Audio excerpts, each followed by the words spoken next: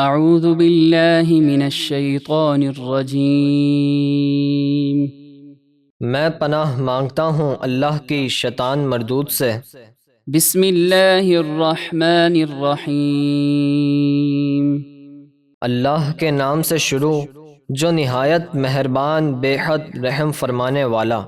ولما فصلت العیر قال ابوهم انی لأجد ریح یوسف لولا ان تفندون۔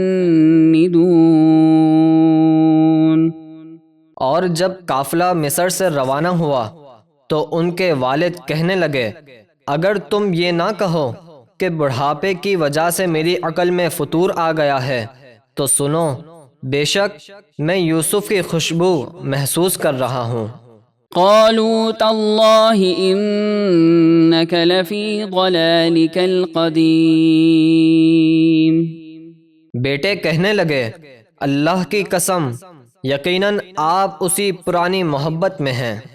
فلما ان جاء البشیر القاہ علی وجہہ فارتد بصیرا قال ألم أقل لكم إني أعلم من الله ما لا تعلمون۔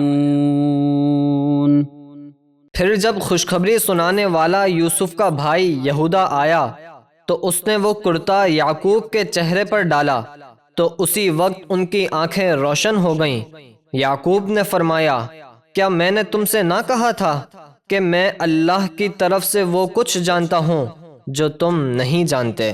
قالوا يا أبانا استغفر لنا ذنوبنا إنا كنا خاطئين۔ یوسف کے بھائی نادم ہو کر کہنے لگے اے ہمارے والد آپ ہمارے گناہوں کی معافی مانگیے بے شک ہم خطا کار ہیں۔ قال سوف استغفر لكم ربي انه هو الغفور الرحیم۔ یعقوب نے فرمایا میں عن قریب وقت سحر اپنے رب سے تمہارے لیے بخشش کی دعا کروں گا بے شک وہی بہت بخشنے والا نہایت مہربان ہے۔ فلما دخلوا على يوسف آوى إليه أبويه وقال ادخلوا مصر إن شاء الله آمنين۔ پھر جب وہ یوسف کے پاس پہنچے تو یوسف نے اپنے ماں باپ کو عزت سے اپنے پاس جگہ دی اور فرمایا اگر اللہ نے چاہا تو آپ امن و سلامتی کے ساتھ مصر میں داخل ہو جائیں۔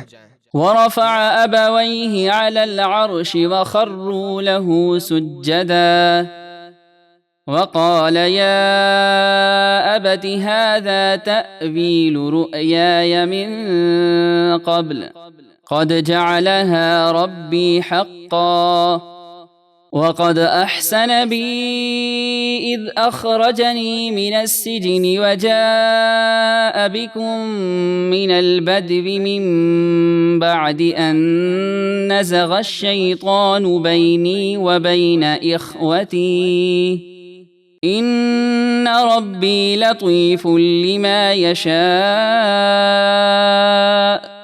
انہ هو العلیم الحکیم۔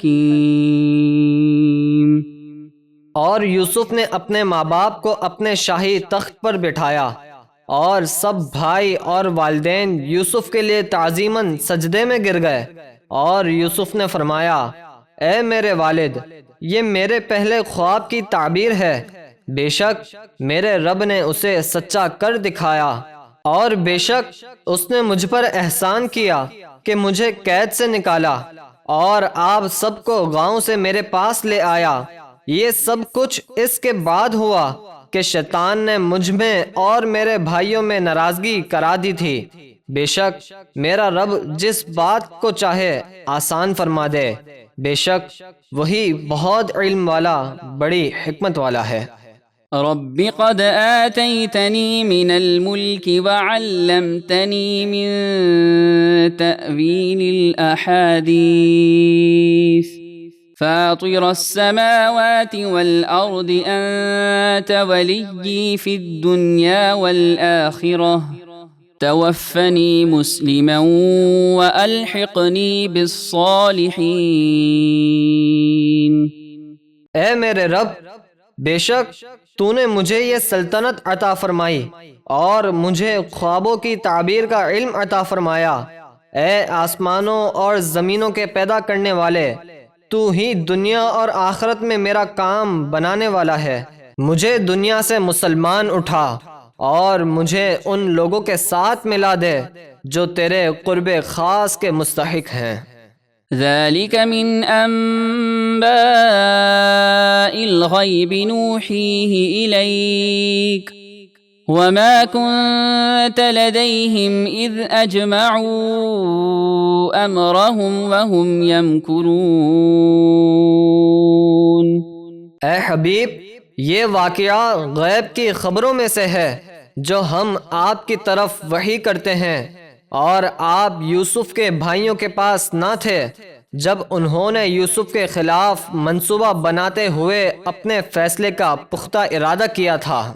وما أكثر الناس ولو حرصت بمؤمنين۔ اور آپ کتنا ہی چاہیں پھر بھی اکثر لوگ ایمان نہیں لائیں گے۔ وما تسألهم عليه من أجر إن هو إلا ذكر للعالمين۔ اور آپ اس تبلیغ قرآن پر ان سے کچھ اجرت نہیں مانگتے، یہ قرآن تو سارے جہاں والوں کے لیے نصیحت ہی ہے۔